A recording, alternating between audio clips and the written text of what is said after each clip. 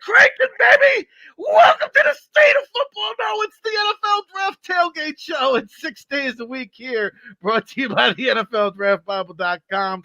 NFL Draft Tailgate Show is Saturdays, 10 a.m. Eastern.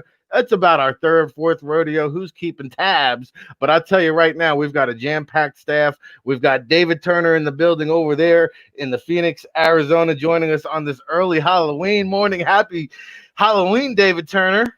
Hey, trick or treat, baby. Trick or treat. We've got all kinds of treats every time Russell Landy joins us there in Chicago. Good morning, Russ. Happy Halloween to you.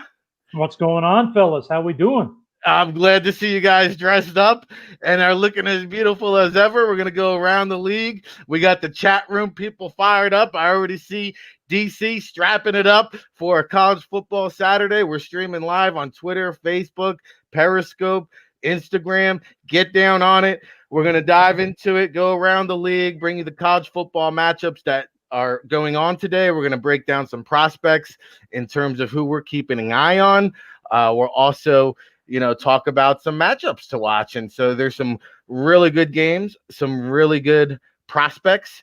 And if you were watching last night, boy, oh boy, what a bunch of incredible endings to, first off, the Maryland-Minnesota game.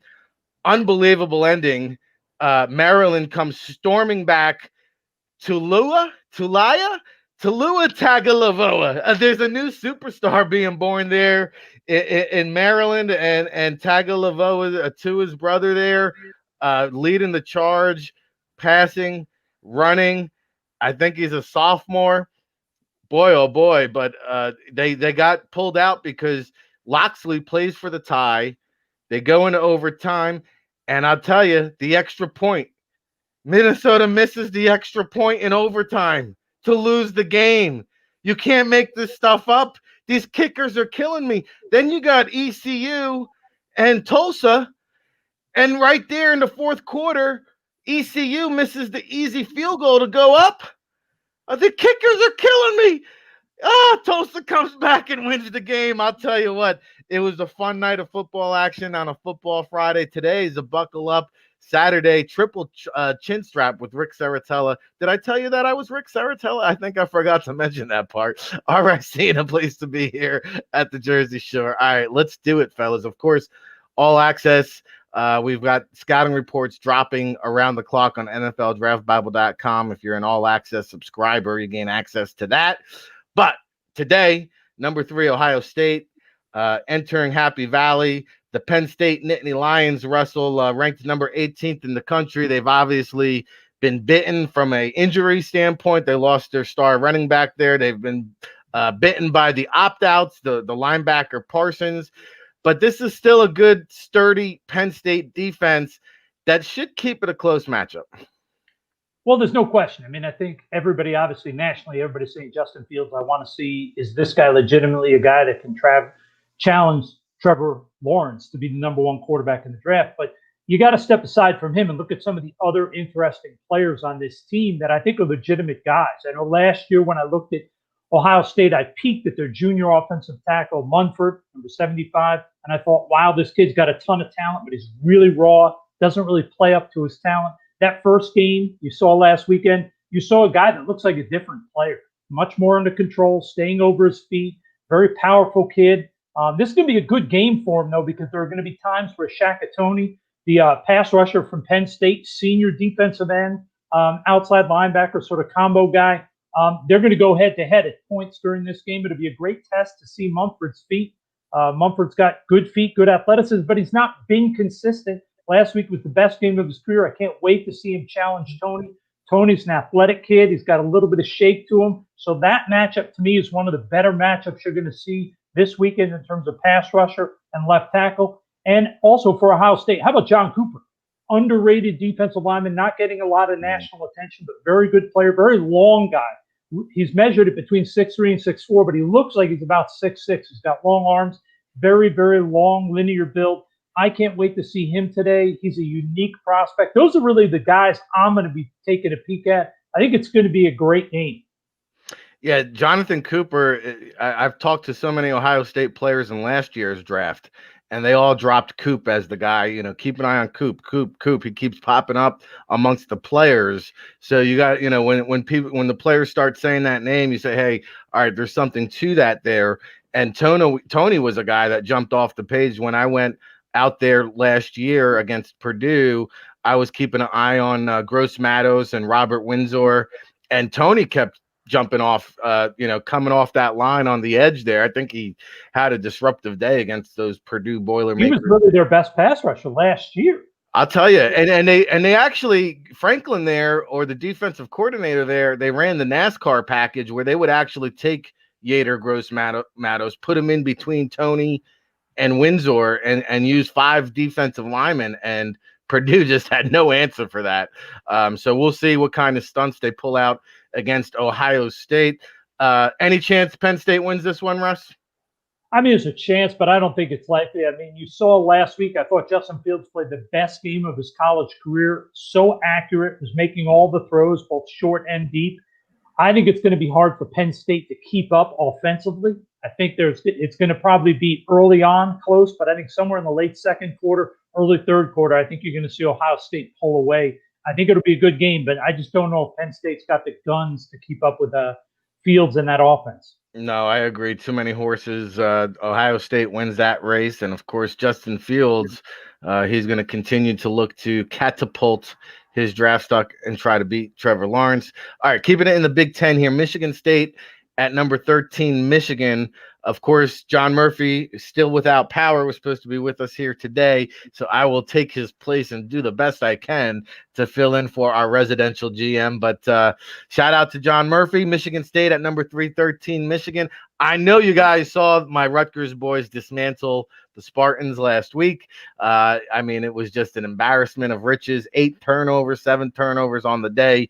Michigan State with their new head coach there, Mel Tucker, they better get their act together. Because this Michigan team, they looked really good against Minnesota last week. They're favored by 3 touchdowns here.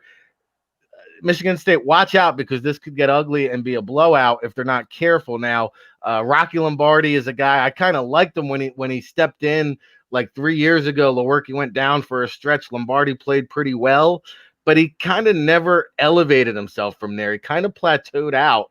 And I want to see him kind of take that next step. I think he's a senior now. I've been waiting for him to just kind of really, be that next Michigan State signal caller to take the reins. I haven't. Same thing with tight end Matt Dotson, who's on the NFL radar, but he's kind of a fringe guy, day 3, borderline undrafted. I've been keeping tabs on him. First of all, Matty boy, if you're listening, get yourself in the weight room. Not that I'm one talking, but hey, I'm not trying to go pro either. Like, just find that weight room, please, would you? And then they had their hands full last week, but all 3 of those interior guys, Jordan Reed, Kevin Jarvis, Matt Allen, who you might remember his brother Brian Allen came out a couple years ago, the center. They're all on the NFL radar. They're all seniors, and they all have backup kind of versatile backup role capabilities at the next level. So we'll be keeping a lookout there. Naquan Jones on the defensive side of the ball. I remember being on the field last year before the game, and I'm looking at these big mammoth Michigan State. They got Raekwon Williams. They got this guy and that guy. And I said, holy cow, who's this mountain of a man? Naquan Jones. And I look over, and Mayock looks up at me like, oh, you didn't see me gawking over that guy, did you? Like, he was taking notes furiously on the Michigan State defensive line. So Naquan Jones, if he winds up with the Raiders, don't be surprised. Something to keep an eye on there. For the Michigan side of the ball, we'll shine the spotlight here on their offense. That backfield of Chris Evans and Ben Mason. Ben Mason, make the fullbacks great again. This is probably the best fullback prospect in the nation. And he's going to pave the way there for Chris Evans, a guy that's very high on the NFL radar. And so, Michigan can really pound the ball here with the new quarterback and that backfield do. And then Nick Eubanks, you all know the Jim Harbaugh lineage of tight ends going back to his days at Stanford. He always knows how to find them, groom them, and mold them. And so Nick Eubanks is a guy I think that's kind of next in that Harbaugh tight end tree. I think the big matchup here, though, is offensive tackle Jalen Mayfield, who I know our guy Ryan Roberts is very high on Mayfield, thinks he's a borderline round 1 guy.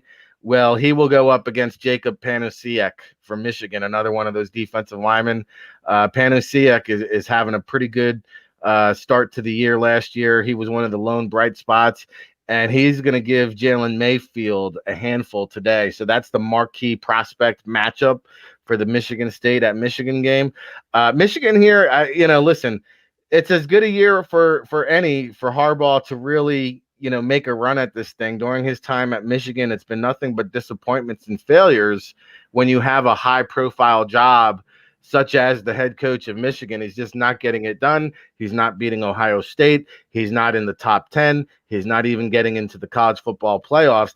At a certain point, it's just going to be deemed unacceptable. And I think in this COVID era that we live in, Michigan here is primed now as well as anyone, with Wisconsin being canceled this week. They might not even play. Wisconsin might play 5 games this year, so they're out of the mix. And so if Michigan can somehow knock off Ohio State, they have a door to the college football playoffs. But I'm taking Michigan here. I'm taking Michigan big, and they're probably going to cover by halftime. All right, let's keep it in the Big Ten. Russ, with you. Northwestern at Iowa, 2 well-coached teams, and a few prospects here to keep an eye on. Oh, no doubt. These are 2 of the best coached teams, I think, in the whole country. One of my favorite players in the country, and I'm not saying one of the best in terms of being a first or a second round pick, but just a guy that I love watching, Northwestern middle linebacker, Patty Fisher. You talk about sort of a guy that just plays like his hair's on fire. Every down is like the last down he's ever going to play. Naturally instinctive kid, better athlete than he gets credit for it. And he constantly is around the ball, whether it's moving forward against the run or actually dropping in his own coverage, dropping into man coverage, whatever it may be. This kid looks smooth. He can pick players up. He understands what's going on. He's constantly around the ball. So I'm going to love watching him. And the other matchup to me that's really interesting is Northwestern has an underrated defensive end, Ernest Brown. He's not a special player. He's not a guy that's, I don't even know if he's for sure going to get drafted. But when you watch him play, he's a consistent, fundamentally sound guy, plays with good effort. And Iowa's got 2 really good tackles. So it's going to be great to see Brown go up against him. Alaric Johnson is the left tackle at Iowa. This kid who missed most of last year with injury. Actually a Canadian kid. A lot of people thought a year ago that he was higher on the preseason rankings than Wirfs was for Iowa. I don't think he's as good as Wirfs, but he's a really good tackle prospect. Better athlete than player at this point, but still a very talented kid. And on the other side is a kid that we've talked about before, Rick, is Coy Cronk, a kid that was at Indiana.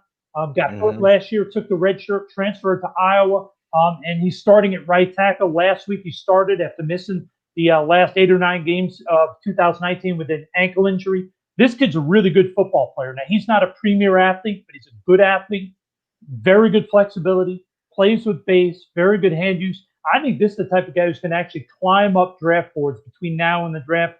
Really like this kid, but I think it's going to be a great chance to see Ernest Brown from Northwestern defensive end go against 2 dramatically different players. Alaric Johnson, athletic kid, not always as nasty and not always as technically sound as you would like. And then on the other side is Coy Cronk, who's not nearly the athlete that Jackson is, but he's a little bit more fundamentally sound in terms of his footwork, and he's a much more aggressive, nasty player. So you get to see both tackles and also a defensive end and how he reacts to both of those tackles. Very excited to see this game. Yeah, Ernest Brown, a guy that keeps popping up in my inbox, and what a surprise Iowa has some offensive line prospects that we have to keep an eye on, right? So I think prediction here, Russ, I think Iowa's at home. It's probably got to be considered a coin toss game. Who do you see coming out on top here? I'm going to take Northwestern here. I don't think they're a great team, but I think that they have a little bit more talent in terms of playmakers. They have some younger guys, and I think Iowa, they're decent, but new quarterback this year. I just don't see them being a team that's going to be able to keep up with Northwestern. Not that Northwestern's going to score 50 points, but I think Northwestern will win this game. Yeah, I could see it go either way, no doubt about it. This is the NFL Draft Tailgate Show, brought to you by NFLDraftBible.com. We're here each and every Saturday, 10 to 11 a.m. Eastern. Make sure you log on, go all access to NFLDraftBible.com. When you subscribe, we're going to give you a free copy of that book right behind me, Scout Speak, by our friend Neil Stratton. You also get our hard copy publication. You'll also gain access to our new website coming soon. It'll be full of premium insider content. And please do go to NFLDraftBible.com because we are banging them and bopping them over the head right now with daily content. We're back at it again here. We're streaming live, Twitter, Facebook, Periscope. If you have a question, feel free, drop us a line anytime. We love to interact. All our chat room people, DC, Robin Backs up in Buffalo. Charlie, I'm better than you. We see you guys out there. We appreciate all the love and support. Good morning. And don't fall for the trick. That is the Rutgers trick because they got a treat for Indiana. You thought I forgot about them? I know we talked Big Ten, but we saved the best for last. We'll get the Rutgers boys in. Don't you worry about it. And I'm Ric Serritella. I'm broadcasting live from the Why do I Jersey think Shore. even if Rutgers wasn't playing today, we would be talking about him because Rick is New Jersey and Mr. Rutgers. Well, it's going to be a defeat of a ranked opponent. What a significant another notch in the belt for Greg Schiano today.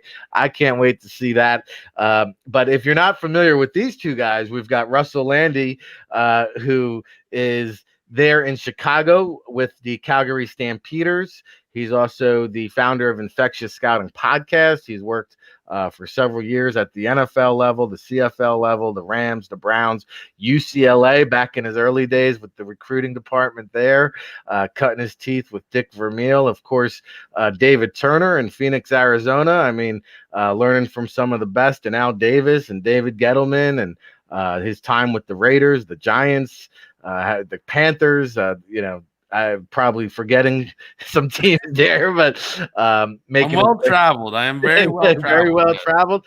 And of course, with the Edmonton Eskimos up until a short time ago, of course, we all know what happened with the CFL this season with the furloughs and the layoffs, and hopefully they maintain their standing and grounding up north and come back bigger and stronger next year. We're all praying for that.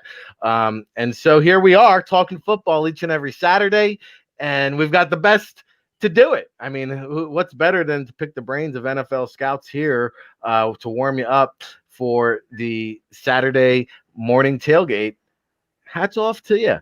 Welcome back. All right, let's see. Where are we going next? Let's dive into the ACC, David Turner. You've been so quiet here today. Boston College at Clemson, number one in the land, but obviously now dealing with some adversity with Trevor Lawrence out due to the COVID protocol. There's a small window that he'll be back next week for Notre Dame.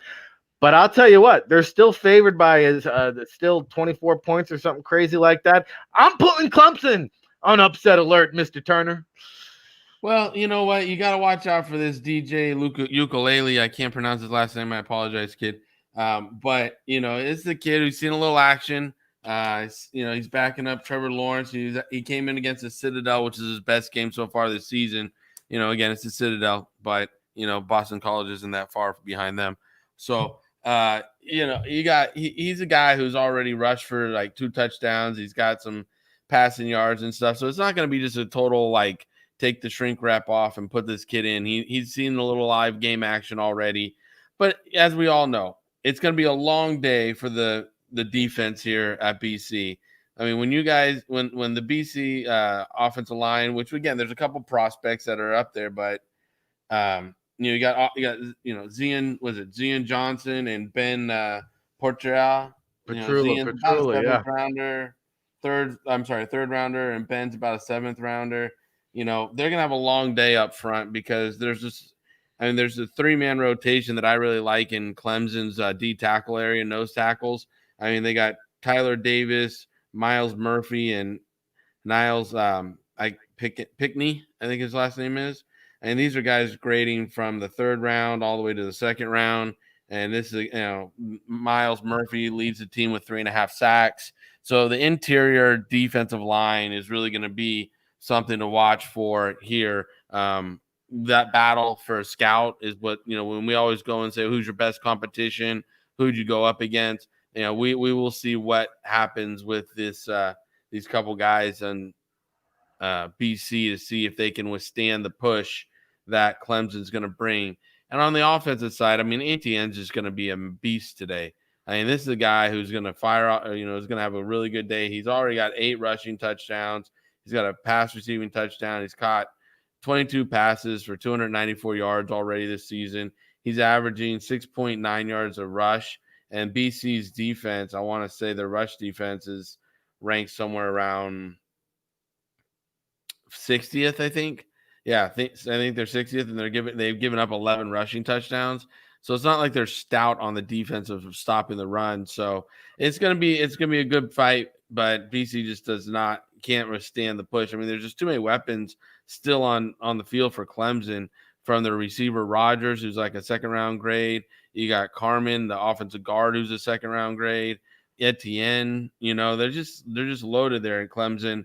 And then, they got Derek Kendrick, the corner. He's a junior, but he's a third-round grade. And Aaron Booth, who's another corner. He's a junior as well. He's a fourth-round grade. So, I mean, that defense here at Clemson is why I think you see this point spread so high. No, I get it. They got backups, 5 stars backing up, 5 stars on top of 4 stars on top of 5 stars. But I think you're sleeping on my boys just a little bit. Phil Jakovich, we talked about it yesterday on the State of Football. He comes over from Notre Dame. He's got big name pedigree. He knows what it takes to play in the big games. And I think Boston College has got some weapons. Zay Flowers, Hunter Long. Don't sleep on these guys. I think Boston College has got the ammunition here to stick around with the high profile, that Flying Eagles offense that Jeff Hafley's installed. I'll tell you what, I want to pick Boston College. I think Clemson finds a way to win, but I think this game's going to go down to the wire. And you mentioned Miles Murphy, who I think is a freshman. It's amazing. Even when he's not making an impact, he's making an impact in the trenches. But the battle of the underclassmen in the trenches with Lindstrom, Alec Lindstrom, the center there, the brother of Chris Lindstrom. Those two guys are going to be clashing in the trenches today. And I'll tell you what, Russ, I don't know if you have an opinion here, but Boston College, watch out now. I think they're building something special. I think this is a trap game for Clemson. Personally, I'm 100% there with you, because I look at it twofold. Lawrence is out, but remember, BC's head coach was in Ohio State last year. Mm-hmm. And they gave Clemson fits. They slowed them down at times. Now you get to go with Clemson without Lawrence. I would bet they are going to flood that box. And if Etienne does not have a big game, I think BC is going to be in this right up until the end with a good chance to win. And I like Etienne. I don't think he's a special athlete, but I think he's a good athlete with tremendous run skills, breaks a lot of tackles. But I'd be shocked if there's not 8 or 9 guys in the box all game forcing that quarterback to step up. And if he doesn't play really well, I think BC is going to have a chance to win this in the fourth quarter. Going to be a heck of a game. The BC coach, and you mentioned him there, I was able to go to a coaching clinic online during this COVID thing with him this summer. You talk about an impressive guy. Mm-hmm. He understands the little details. I'm not saying anything shocking. You don't get to be a head coach at Power 5 school without being a smart guy. But this guy's impressive. He's a leader. He knows what he's doing as a coach. I think this is going to be a much closer game than would have been expected had Lawrence been there. Well, they gotta stack the box. They got the 90th rush defense in the land. They're giving up over 300 yards of rush. I mean, they got to put guys in the box. If they don't, they're just gonna give up the yard after yard. They've already given up 20 touchdowns in 6 games.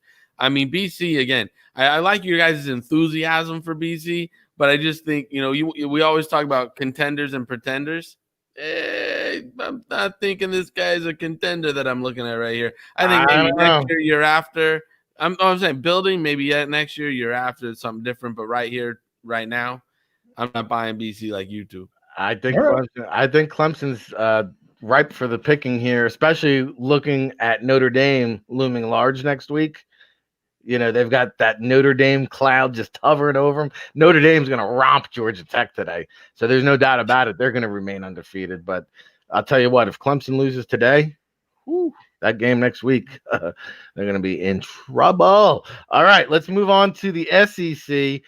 We've got LSU at Auburn. Of course, TJ Finley here, expected to make his second career start. I'm not sure Miles Brennan even gets his job back if Finley plays well here today. Of course, Bo Nix, I mean, he's kind of fallen so far from grace. I don't even have a draftable grade on him. The Draft Bible Big Board doesn't have a draftable grade on him. So, the last time I saw him was actually this morning in my fridge when I served my daughter some milk, and I got a chance to see Bo Nix there. But for LSU, Terrence Marshall, Racey McMath, I think, these two wide receivers here, McMath kind of putting himself on at least the NFLPA Bowl radar. I wouldn't be surprised if he's even in the mix for a Senior Bowl invite when it's all said and done, that Racey McMath. And, Christian Tutt for Auburn there. He's going to be a guy to watch because he's usually lined up in the slot. But at some point, he's going to have to move around probably more on McMath than he will be Marshall. Marshall's just too big, too tall, too talented. But Tutt versus McMath, that could be an interesting matchup. Austin Deculus, the offensive lineman there, is a guy we just added to the NFL Draft Bible Virtual Edition. He's playing tackle there for LSU. He's played tackle. He's played guard. I think he kicks inside at the next level and becomes kind of a swing guy, a versatile, multi-position backup that you can probably pluck on day 3. And then Jacoby Stevens. I mean, we were just ranting and raving about Stevens coming into the season. He's struggling. They're trying to find a place, trying to move him around, linebacker, safety, find a home for this guy. He hasn't really played up to par, but I think when it's all said and done, he's going to get his groove back. He's going to be fine. Maybe not a first-round guy, but I still think a day 2 guy. Someone who is, I believe, a first-round guy, Jabril Cox.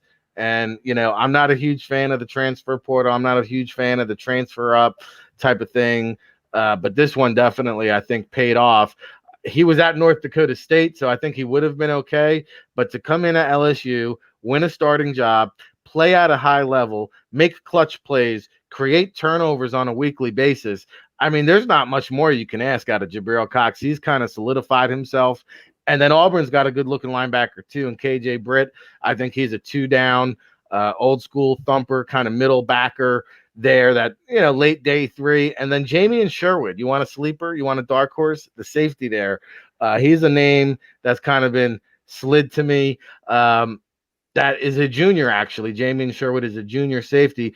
Don't be surprised if he declares for the NFL draft. So I really haven't dug into him personally, a name that was handed to me that I'll be keeping an eye on for this LSU at Auburn matchup.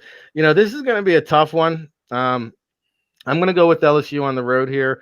I think the national champions can pull this one out. It's another one that's so close.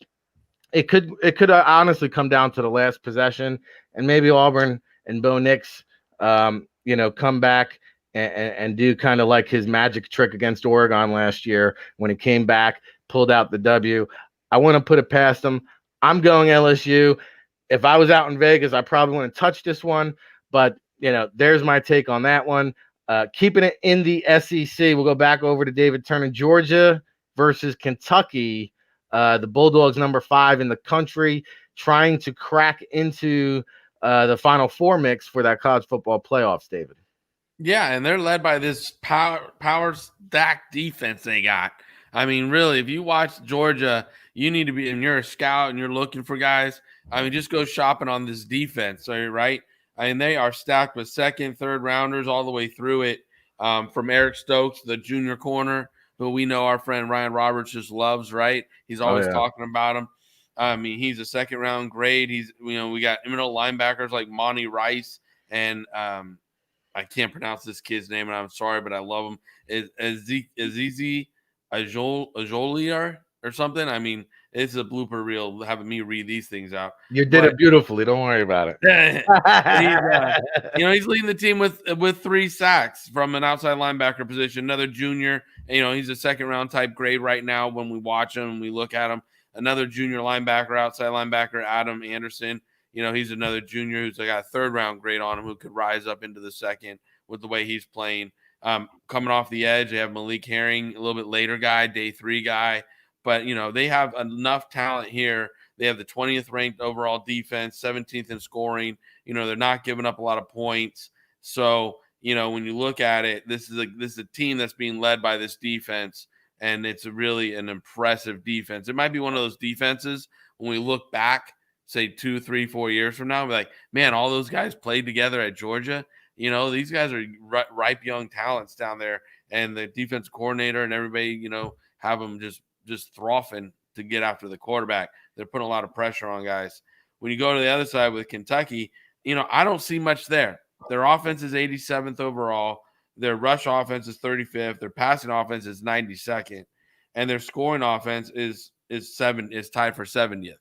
So, when you look over on the other side of the ball and you see this great defense for Georgia and this mediocre average offense for Kentucky, I just think Georgia is going to be too much for Kentucky. Will Kentucky hang early? I do believe they'll hang a little early, but once Kirby Smart and all them make the adjustments in the locker room at halftime, I think you'll see Georgia pull away in the second half. I'm putting Georgia on upset alert. I'm sorry. I'm sorry. 17 points. Are you kidding me? I think Kentucky has a pretty stingy defense in their own right. And Stetson Bennett it might face more adversity than he has all season. So I don't know. I think the Wildcats have a shot. I'm giving them a puncher's chance. You can take the 17. You might not need them, though, when Georgia faces Kentucky today. I'm just saying, I got some tricks for you. Is there any game you're not predicting an upset? I know, right? Every one of my games, he's like, upset alert. Here I'm putting Indiana on upset alert when they come to Piscataway to New Jersey. All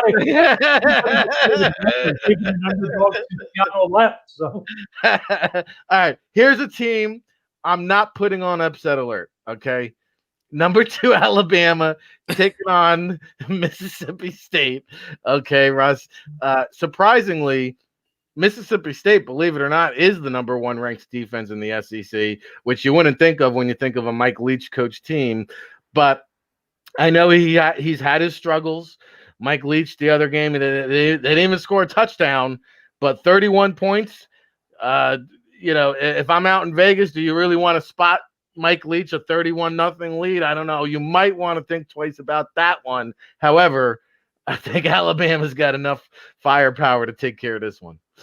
Well, I think there's no doubt. I don't think this one's going to be a particularly close game. But I will say, if you're a scout, there's some really interesting players you want to take a peek at. I mean, 2 offensive linemen, 2 receivers, 1 linebacker that I'm excited about, aside from the fact that half Alabama's team is going to be in the NFL. But when I look at Mississippi State, how about left guard Greg Island? You talk about a massive guy, 6'8" to 6'9", 330 pounds. I really want to see, is this kid athletic enough to translate to the NFL to where he can use that massive size to actually compete and play in the NFL? I think this kid's a very intriguing prospect. And me as a CFL guy, I want to look at him and say, well, he's 6'8". He's got very long arms. How will he handle athletically? How do I think he could handle playing outside at tackle if we wanted to bring him up to Canada? So he's one I'm going to be taking a look at. And they have a receiver who's not gotten much national attention, probably because he's not a highly regarded prospect, but Osiris Williams. This is a guy who, throughout his career, up until this year, total of 60 catches. This year, this big, long receiver, 6'5", 210 pounds, played much better. Already has 20 catches this year. You've seen a few big plays where he stretches the field. Very interesting guy, because you don't get many tall guys who can run like this kid. Not going to run in the 4.4s, but once he gets going, he's got a long stride, deceptive speed. I like this kid. He's a very intriguing late-round kid. The other side of the ball, you got some special players. Devonta Smith, to me, is one of the most dynamic receivers in all of college football. I think the issue is going to be is where does he fit in terms of his frame? When you look at the history of the NFL, guys that are that skinny do not have a particularly good history of surviving intact in terms of injuries. I think as a player, he's a top 10 pick. The question is, where do you feel his injury risk is going to be in the NFL? I like Devonta Smith. I think he's a special player. But just like Island from Mississippi State, where you're trying to figure out where his athleticism is and where he fits, how about Alex Leatherwood for Alabama? Early in his career, played inside. Now you got him outside at tackle, 6'6" kid.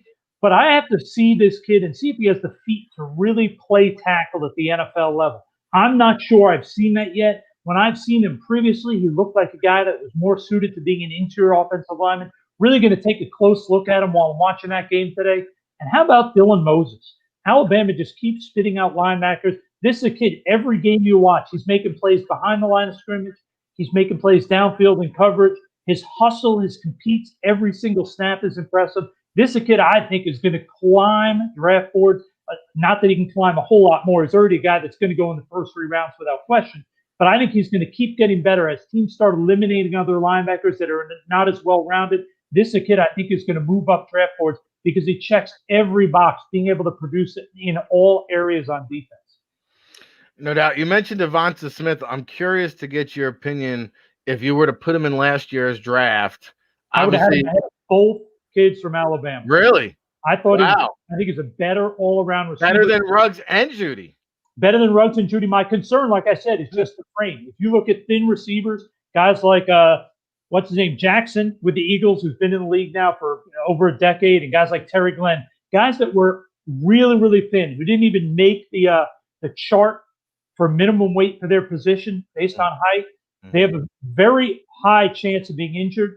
A lot of them don't survive and have long-term careers, at least not long-term where they're healthy. That's the big concern to me with Smith. I'd really want to get him up close at the combine, not so much the workout part, but really look at his physique, get a chance to see his hip structure, his lower body structure, see how thick his shoulders are to get a really good feel for that. But I think as a receiver, I mean, his explosiveness off the ball, his ability to make dynamic catches on off-target balls, and his run after catch, he can outrun angles. I really like this kid.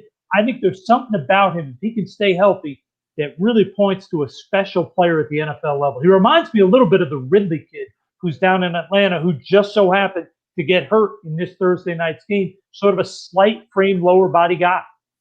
Yeah, John Ross, another guy. Exactly. Perfect example.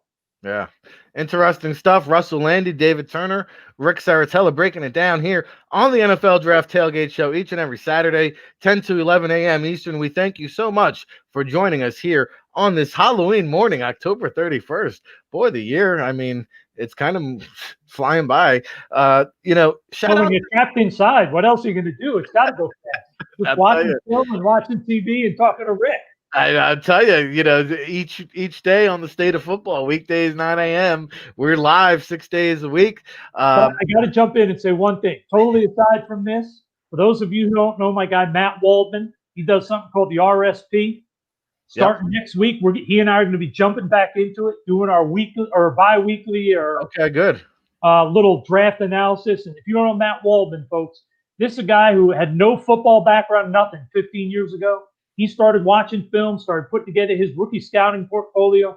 It's the most different draft book you'll ever see. He only looks at skill position because it's all about fantasy. And he has a different take on all of it because he comes from an educational background. So he doesn't have the football jock mentality that myself, Dave, Rick, that we all sort of have that football mentality. He didn't grow up with it.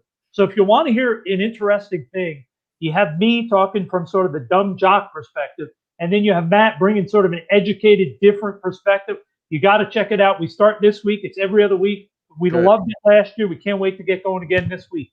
Yeah, no, I remember you guys were doing that last year. And I would kind of compare Matt as like the mad scientist in his laboratory there and breaking down the YouTube channel.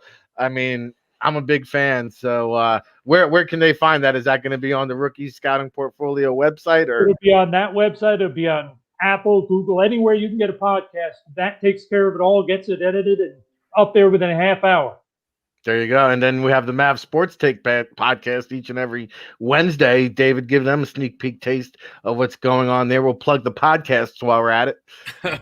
Well, this week we actually talked to Farhan Lalji from TSN up in Canada a lot about the CFL, state of the CFL football, where he sees it going, and where the loss of the BC owner, who was a man that actually he owned 2 teams at one point in the CFL. He was a big proponent and champion of CFL football. So it was really great to have Lalji on, and Farhan. He was a great guest for us to bring on and just give our perspective a little, or our audience a little different perspective on a sport that isn't playing right now, and how that league, if they are going to play in the spring, what it will look like.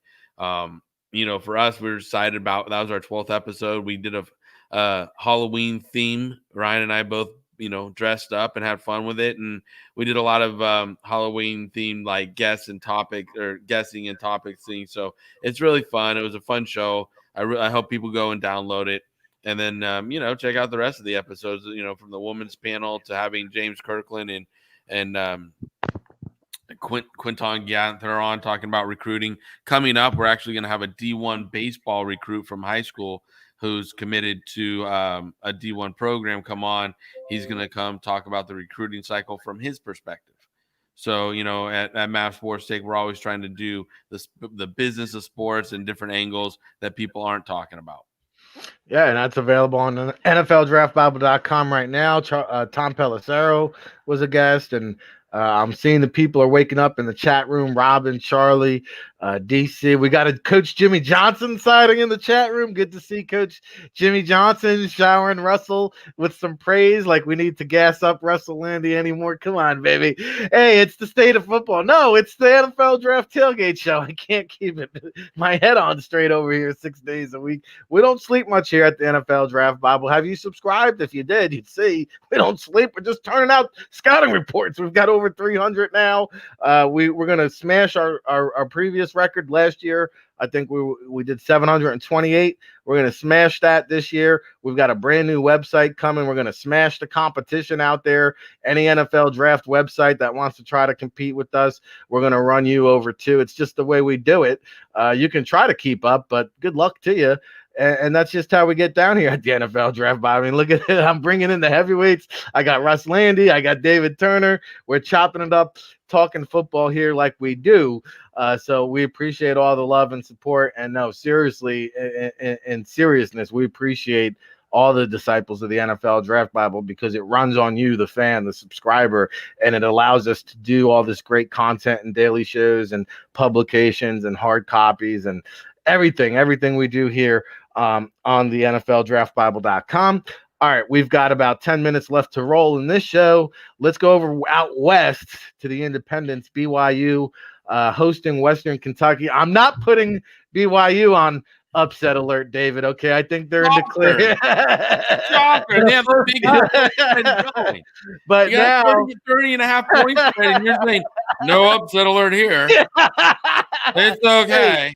But I'll tell you, upset alert this time. I'll tell you what I'm upset by is that we've been so quick to announce the Zach Wilson as, he's now suddenly, he's almost like last year's Jordan Love, where he's now right in the mix with Justin Fields and Trey Lance and Russ, our good friend Eric Edholm. He had a mock draft this week. He had Zach Wilson, number 6 overall.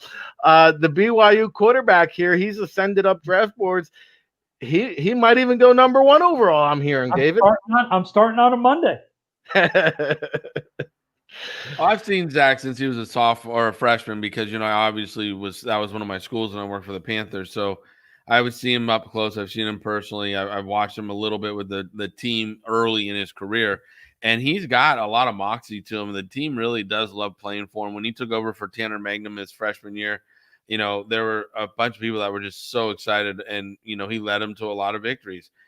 I am not a huge Zach Wilson guy. I mean, I just think the competition they play and opens up a lot of these passing lanes and things for him. I think he's going to have to be a system fit quarterback, not one that can go for all systems. He's going to have to be paired with the right system and have a very good run game. But I mean, let's not detract from this kid. This kid has like a 79% completion rating. That's insane.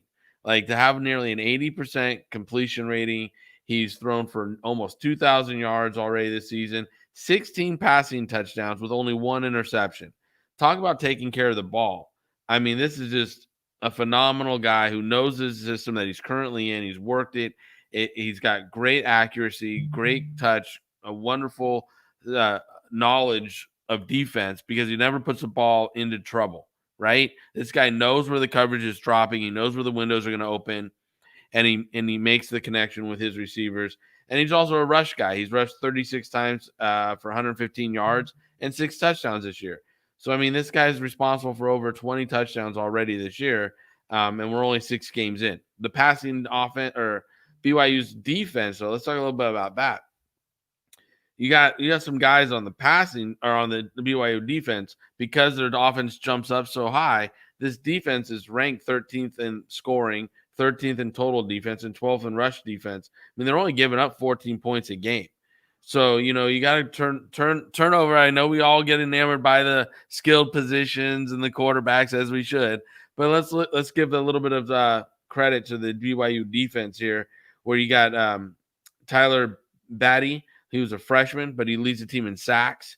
And you got a guy, Tonga, number 95, who's probably the best player on defense up front. Now, I remember when Tonga came out, he was a redshirt sophomore, but because he did his mission, he thought about coming out early because he was already at 3 years removed. So I wrote a scouting report on him and everything. I think he's dramatically improved, and by him staying in school has really upped his draft stock.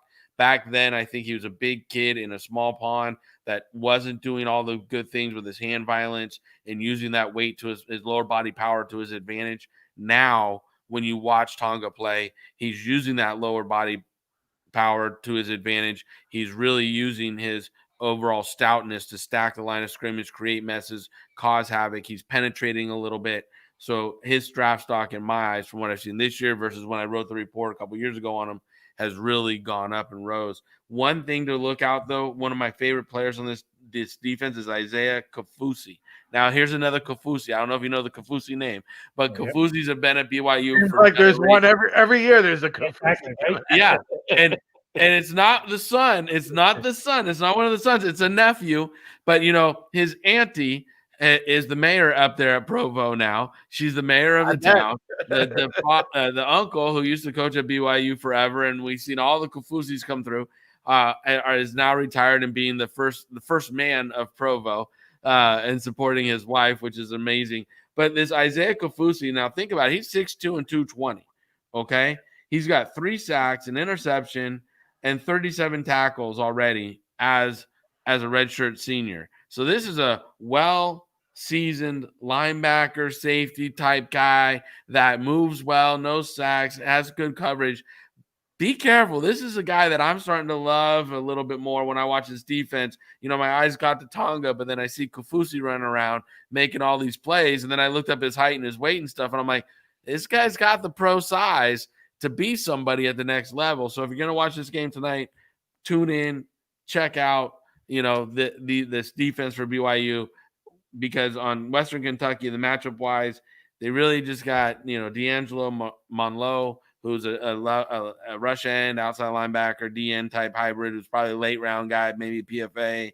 And the quarterback's a transfer from Maryland, but he's not really, tearing it up right now. So I think it's going to be a very hard game for Western Kentucky to win. They're 2-4 already. They're going up at 6-0, BYU. But I just want to give the BYU defense a little love, because everybody, when you talk BYU, just talks about Zach Wilson and no one else. Well, I think the BYU Kafusis will be in the clear here. You mentioned the Western Kentucky offensive struggles. They haven't scored more than 17 points in their last 4 games, I believe it is. But I'm curious to see, I see Russell Landy, of course, with that Dick Vermeil and Mike Martz lineage and that QB formula that you've carefully crafted throughout the years and won't share the secrets with. But I saw you made some tweakage to your QB rating system. So I'm curious to see how Zach Wilson comes out of that equation. Well, it's the first time I ever gave it to somebody else to look at. And I gave it to a guy who doesn't work for the league, but he is involved in analytics and he speaks to the different people. So he basically wrote down all the things I look for, talked to a handful of teams around the NFL, got some feedback as to what I was looking at. They suggested a few other things I throw in there, and I revamped the whole thing, had to put my whole book together with a whole new thing. But and it takes a lot longer now to chart them, probably doubled my time per game. But I think it's going to give an even more in-depth picture of accuracy and a little bit better picture of their mental ability in terms of what they're doing on the field. So far, 2 guys down, and hopefully going to get about 18 more done and have a top 20. Sounds like Infectious Scouting could be looking for an intern. Hit him up. Hey, hit him up at Russell Landy on Twitter. We're having fun here, winding down on the NFL Draft Tailgate Show. John Murphy was supposed to do Texas at Oklahoma State. I'll step in here. We've talked a lot about, Sam Ehlinger, who I just don't think is doing it for me. Samuel Cosmi is probably the number 2 rated tackle on the board right now in terms of this year's draft class. They've also got a guy, Derek Kerstetter, the offensive guard there to keep a lookout on. But how about Tyreek Black? Here's a guy, 5-star recruit, I believe, out of starts off at Michigan, transfers over to Texas, kind of forgot all about him. A great athlete. He's not been like a world beater here, but every week he makes like at least one play, says, "Hey, remember me? Remember me?" just to remind us guys, hey, I'm still here. I'm still active. Hello, here I am. Or like when we see Rick walking around Mobile at the Senior Bowl. Yeah, hey, remember me? And Oklahoma State, surprisingly, you think about Chuba Hubbard and Tylan Wallace and that high-powered offense, but Oklahoma State's playing good defense. The Agbemiga kid and Calvin Bundage. Canadian. Yes, the Canadian kid. I like that. Canadian on Perfect defense. Yes, they do. Those cowboy mullets. But the one guy, Colby Harville Peel. I don't know if you've seen this guy. He's a long, lengthy safety, and I was kind of looking around and seeing some quotes on Mike Gundy, and he said, a couple years ago we changed our recruiting philosophy. We no longer recruited corners and safeties and linebackers. He said we recruited players that can play all of those positions. And so like you'll see Harvey Peel, he'll line up at safety, he'll line up in the slot, he'll line up at linebacker, and he's a guy that's kind of all over the field right now. Russ, I know you have a story on safeties. I do. It's funny. My first year with the Browns, and you guys will laugh at this, there was a kid coming out of a Big Ten school, and Rick, you may have heard this, but I gave this kid a second-round grade. Loved his film. Said, wow, this guy is 6'2". He's about 215, all over the field, great against the run, tremendous in coverage. Get into our draft meetings. The cross-check scout gave him a bad free agent grade. The director rejected him. Position coach hated him. And I'm like, what is going on? And our director stands up. He goes, Russ, he goes, you don't know the one thing that you don't know. And I was like, what? He goes, never been a DB in NFL history with feet over size 12 that have survived. And this kid had size 17 shoes. He was like, it ain't happening. He goes, DB with 17s. He goes, they just can't pick him up and turn him and get in position. And he literally got signed to a team for training camp as a free agent, was there a week, and he was gone, never to be heard from again. How do you like that? That's a great story. That's a great story. He was really good. He was, I think, a 3-year Big Ten conference, like first team all conference guy. And nowadays, maybe he would have made it because maybe you move him up, make him a will linebacker. But back then, it was strictly a safety, and they were like, no DBs with size 17 feet are ever going to play in the NFL. Yeah, it makes sense. I've never heard of that. No DB with feet over size 12. It makes sense, though, when you think about it. And that was back in 2002 was the size 12. So it's possible there's been a guy or two since then, but that's what I got told back then. But 17 is a lot bigger than 12. That's all.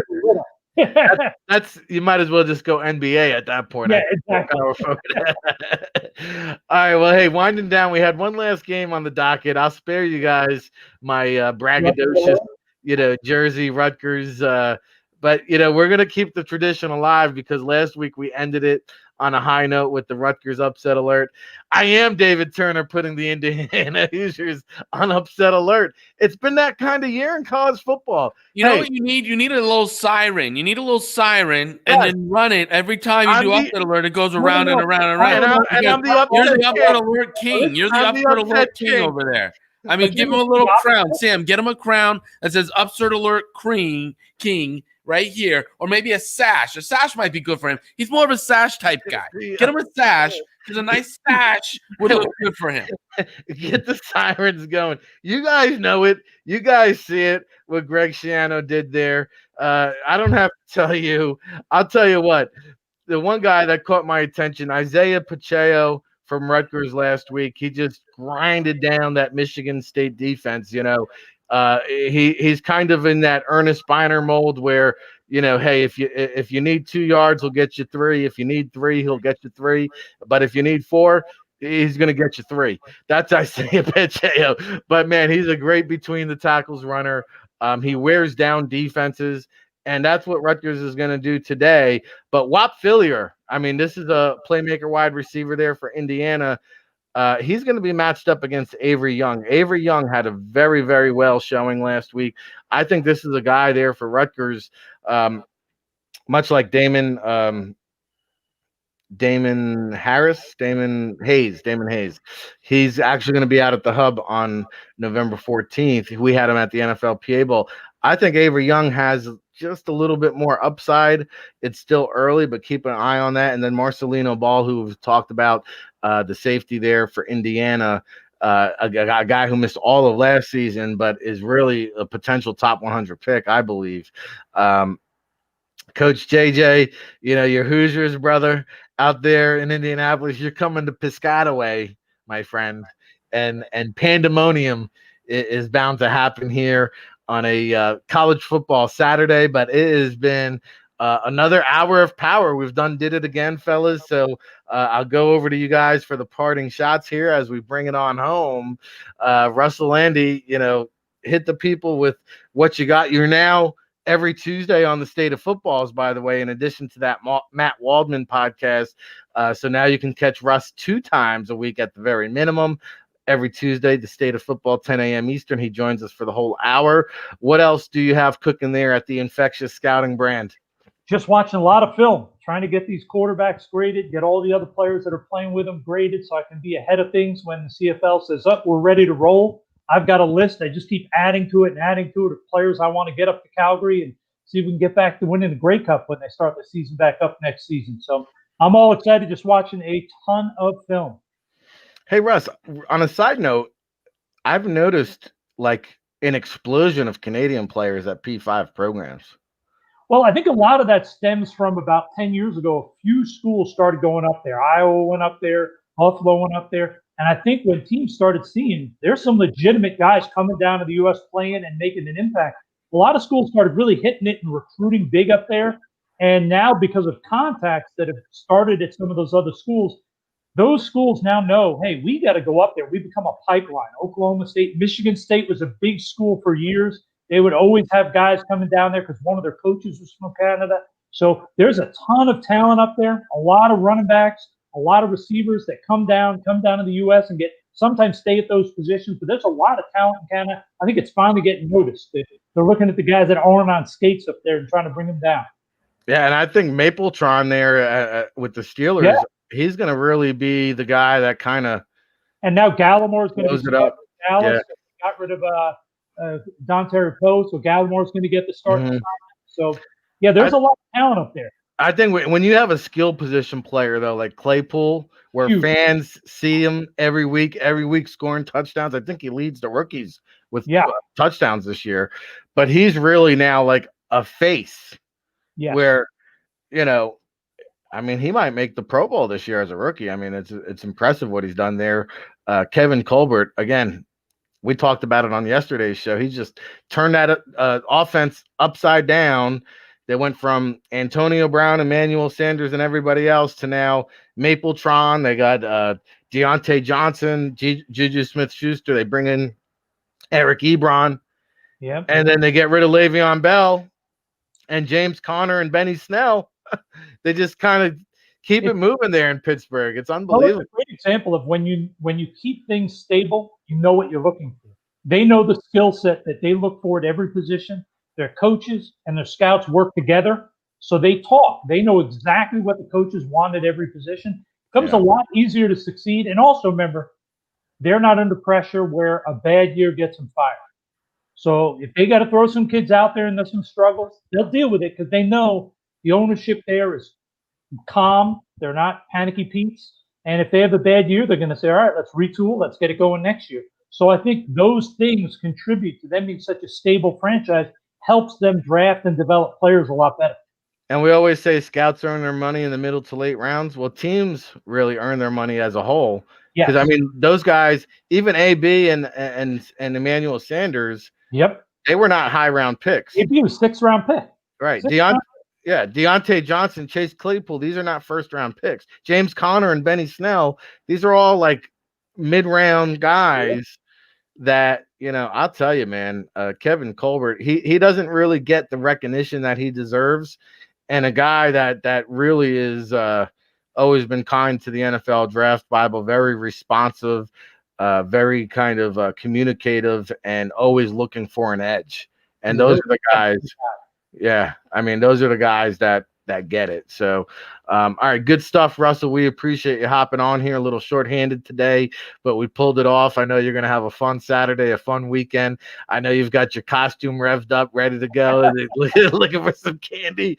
David Turner, I know you've got costumes on top of costumes on top of costumes. And oh, by the way, don't forget, my friend, I remember our Arizona Cardinals Seattle Seahawks bet where I've still got to get you a costume to wear here on the State of Football. We're going to pop something on that Mr. Turner there to celebrate. But, you're doing a lot there at the Maverick Sports Consulting, obviously doing a lot of stuff with us here at the NFL Draft Bible. Friday Night Scout School was last night. Your compadre, Ryan Roberts, you guys are doing the podcast. Maverick Sports has got the seminar series. What else you want to tell the listening audience at home about? Well, at Mavericks, I would really encourage everybody to go to Maverick Sports Consulting, check out our website, and find a package that suits you. I mean, we coach up agents, we coach up professionals on the interview segment of finding a job and finding things. In this world that we're in today, wouldn't it be nice to know what the interview questions are coming at you before you sit down in that chair? We can give you that, because as a former decision maker myself, I have lined up a program that teaches you how to not only know the questions that are coming your way, but how to answer them appropriately, how to set up your branding on social media to be prepared for this opportunity and to attract your future clients. If you're an agent, if you're a coach, you want to attract certain recruits, we can teach you how to set up things your way, the right way, the appropriate way. And that's my plug for Mavericks. I mean, you've told them about everything. We do the podcast, the seminar series, everything else. But on another note, what's coming up? The election. I don't care which way you vote. I don't care what side of the fence you're on. I just want Americans to be out in numbers this year voting, because that's the one right that we have that should be sacred to everybody across the world, across the country. Doesn't matter if you're red, you're blue, you're independent, you're green. It's one thing that is the common thread that we all get a right and a chance to vote and go into that polling booth and pull whatever lever you want to pull. Protect that right this year by showing the powers that be that it can't keep us silent. I don't care, again, which way you vote. Just go make sure your voice is heard and be one of those people in the polling booth. Be safe about it. Have a plan about it. Lines are going to be long. People, it's going to be hot. Bring a lunch. Bring a friend. Bring a book. Bring a chair to sit in. Hot. Be good about it. Where is he? He's in Arizona. Yeah. Yeah, it's 40 degrees here in Jersey. I voted a month ago. I didn't want to deal with this cold. Good stuff out of David Turner, of course, in Phoenix, Arizona. And on top of well, hey, on top of voting, I'll say also, understand that everybody has a right to their own opinion. Stop being so childish out there on social media, and stop crying if your candidate doesn't win, and stop whining and complaining, and get on with yourself. Move on with your life and make something of it.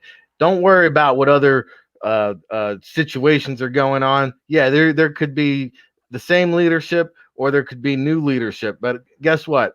If you keep chopping wood, mansion in the Jersey Shore, I'm still gonna be. No matter what. It ain't a mansion, but I'm still gonna be here at the Jersey Shore. I'm still gonna be chopping wood.